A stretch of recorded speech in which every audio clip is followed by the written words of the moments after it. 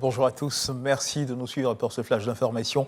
Un conseil des ministres s'est tenu hier mercredi au palais présidentiel. Conseil des ministres présidé par le chef de l'État Alassane Ouattara. Au menu de cette séance de travail gouvernemental, il y avait notamment le désengorgement des zones industrielles d'Abidjan, l'augmentation du plafond des avals et garanties de l'État, ainsi que la promotion de l'insertion des jeunes. Nous y reviendrons assez certainement dans notre édition de 13h. Le Premier ministre Patrick Hachi a procédé hier mercredi au lancement de l'offre publique de vente d'actions de Orange Côte d'Ivoire. Au total, à 14 990 207 actions qui seront cédées au coût de 9 500 francs CFA l'unité. Nous y reviendrons également dans nos éditions de 13h. Et puis top départ de l'opération de désinfection des marchés et volailles de Koumassi. Cette opération d'hygiène et de propreté à l'initiative du ministère des Ressources animales et halieutiques s'inscrit dans les actions de contrôle des denrées animales et d'origine animale. Objectif est bien de cette opération, assurer le bien-être des consommateurs durant les fêtes de fin d'année. C'est ce que nous dit Lanciné Bakayoko. Nous sommes au grand marché de Koumassi.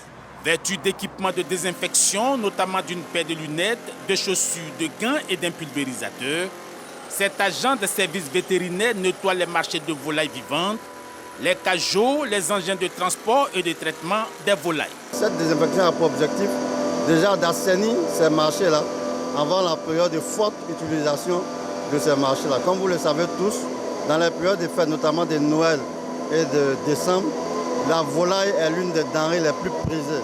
Et donc, au niveau de ces marchés, nous allons avoir beaucoup de rencontres de personnes, nous allons avoir beaucoup de passages d'animaux.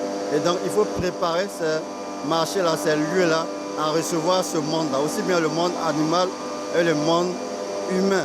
En plus de la désinfection, il y aura également la saisie des carcasses des animaux abattus clandestinement, la saisie de la volaille vendue en dehors des marchés conventionnels et des points agréés, le contrôle sanitaire dans les grandes surfaces et de restauration collective. Il y a deux intérêts majeurs dans cette opération. Protéger toute la filière animale en protégeant le point de rencontre des éleveurs qui est le marché, mais aussi protéger le consommateur qui va s'approvisionner à partir de ces marchés-là pendant des périodes de forte consommation. Et il faut qu'il s'approvisionne à partir d'animaux sains. Dans ces activités d'inspection, le ministère des Ressources animales et halieutiques fait des missions intégrées avec la police nationale et les agents techniques des mairies. Cette activité est organisée par le projet d'amélioration de la santé animale et de l'hygiène publique vétérinaire.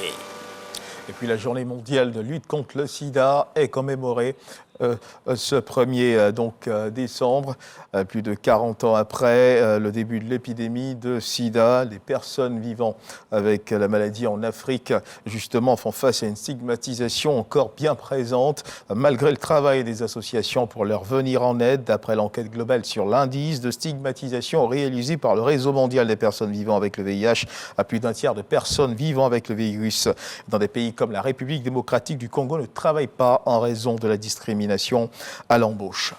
Nous en parlerons également à l'édition de 13h. Toujours dans l'actualité internationale, le président français Emmanuel Macron effectue une visite d'État de 3 jours aux États-Unis d'Amérique. Le chef de l'État français Emmanuel Macron s'est rendu au cimetière national d'Arlington où il a déposé une gerbe sur la tombe du soldat inconnu, mais aussi une rose blanche sur la sépulture de Pierre-Charles l'Enfant. Notons également que le président français n'a pas caché ses préoccupations lors d'un déjeuner avec des parlementaires américains.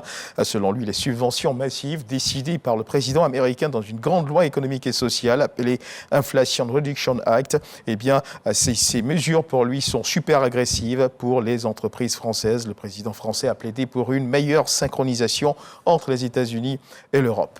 Et on termine ce tour de l'actualité internationale avec cette information. L'ONU a lancé ce jeudi 1er décembre un appel de fonds record de 51,5 milliards de dollars US pour l'aide humanitaire en 2023 afin d'assister 230 millions de personnes dans le monde.